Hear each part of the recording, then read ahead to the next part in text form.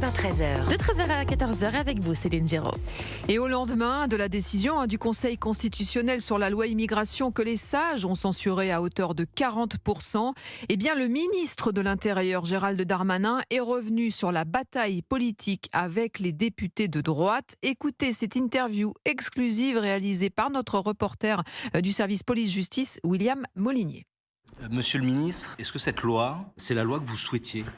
Alors c'est une loi qui donne énormément de moyens au ministère de l'Intérieur, puisque jamais la loi de la République n'a été aussi ferme, aussi dure avec les étrangers délinquants, puisque jusqu'à présent, les préfets ne pouvaient pas éloigner du territoire national des personnes qui commettaient des crimes, mais qui, par exemple, s'étaient mariées en France avec une Française ou un Français, ou qui avaient des enfants en France, ou qui étaient arrivés avant l'âge de 13 ans en France. Et donc la loi, aujourd'hui, validée intégralement par le Conseil constitutionnel, il y avait un doute, nous permet, même si quelqu'un est arrivé à 6 mois sur le territoire national et qui commet un crime à 19 ans, d'être expulsé et éloigné. Donc d'abord, c'est une loi très ferme. Donc oui, c'est celle que je voulais. Deuxièmement, les dispositions par ailleurs de lutte contre l'immigration irrégulière sont très fortes, contre les logements insalubres, contre les entreprises qui embauchent des personnes irrégulières, contre le système d'auto-entrepreneurs qui crée des systèmes de régularisation sauvage. Par exemple, on voit bien avec les VTC ou on voit bien avec les livreurs à domicile. Cette loi va permettre de tarir cette source. Et puis troisièmement, beaucoup de mesures d'intégration et d'exigence. Le fait de passer un examen de français et de devoir le réussir pour avoir un titre de séjour, c'est une révolution pour la France. Et donc évidemment, c'est aussi une mesure que j'attendais énormément. Il y a eu plusieurs amendements qui ont été déposés, censurés, notamment déposés par la droite. Est-ce que sur le fond, parce qu'en fait le Conseil constitutionnel ne s'est pas prononcé sur le fond, mais plutôt sur la forme, est-ce que sur le fond, il y avait quelques amendements qui auraient eu du sens à vos yeux ? Alors d'abord, on a toujours voulu travailler avec toutes les oppositions, et singulièrement avec la droite républicaine. Je constate d'ailleurs que si le projet de loi initial du gouvernement comptait 26 articles et qu'ils ont été validés par le Conseil constitutionnel, le Conseil constitutionnel a retenu 51 articles. C'est-à-dire qu'on a quand même doublé le nombre d'articles dans le débat parlementaire et que beaucoup d'amendements de la droite ont été retenus et qui vont être la loi de la République. Je prends un exemple tout simple. Aujourd'hui, on ne conditionne pas le nombre de visas qu'on donne à un pays en fonction des laissez-passer consulaires, c'est-à-dire du fait qu'ils reprennent les étrangers qu'on veut expulser. Ça, c'est un changement radical dans la politique étrangère de notre pays, dans la politique d'immigration. Par exemple, il y a un fichier des mineurs délinquants qui a été créé par la loi, par la droite. Donc il y a beaucoup de mesures de droite qui ont été reprises dans ce texte. 51 articles, c'est quand même beaucoup.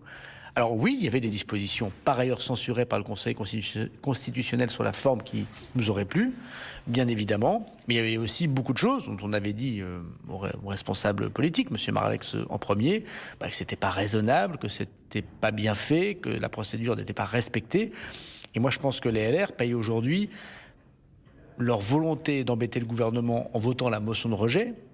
Finalement, il n'y a pas eu de débat parlementaire à l'Assemblée nationale, et ça sert le débat parlementaire, ça sert à justement avoir des mesures qui, sur la forme, sont retenues par le Conseil constitutionnel. Ils n'ont pas voulu jouer le jeu de la co-construction et ils le payent aujourd'hui contre un peu l'intérêt général du pays. Ils disent que, ce sont leurs mots, qu'ils ont été roulés dans la farine.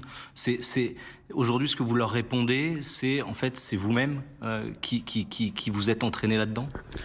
Je pense qu'il y a un petit côté arroseur arrosé, en effet, mais moi, je ne suis pas là pour faire de commentaires politiques. Je suis ministre de l'Intérieur, je suis là pour protéger les Français. Est-ce que ce texte, il fallait que nous l'ayons pour pouvoir lutter contre les étrangers délinquants, lutter contre les personnes radicalisées, pour pouvoir beaucoup mieux intégrer, avoir plus d'exigences d'intégration des gens qui viennent chez nous ? Bah oui.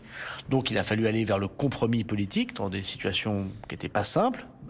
Les LR auraient pu co-construire avec nous de manière raisonnable, comme le fait un parti de gouvernement. Ils ont choisi pour une partie d'entre eux, parce que le Sénat a été très respectueux du gouvernement, pour l'Assemblée, de jouer avec la France insoumise en votant cette motion de rejet, et puis ensuite d'écrire la loi en quelques heures. On sait tous comment les choses se sont passées. En quelques heures, à Matignon, on a écrit la loi. Bon, là, le Conseil constitutionnel, logiquement, et je pense qu'il faut arrêter de l'attaquer. Le Conseil constitutionnel, c'est l'arbitre du match parlementaire. Il ne faut pas attaquer l'arbitre, parce que quand on attaque l'arbitre, ça veut dire qu'on n'a pas été très bon soi-même. Donc, c'est une institution voulue par le général de Gaulle, avec des gens de droite, M. Juppé, des gens de gauche, M. Fabius. C'est un arbitre neutre qu'il faut accepter. Le Conseil constitutionnel, logiquement, a censuré la procédure, la forme, que n'ont pas respecté les LR, plutôt que le fond. Je rappelle que j'ai moi-même dit plus de 15 fois à la tribune de l'Assemblée et du Sénat je regrette qu'il ne m'ait pas ou qu'il ne nous ait pas écoutés. Gérald Darmanin au micro Europe 1 de William Molinier, une interview exclusive à retrouver en intégralité sur notre site europe1.fr.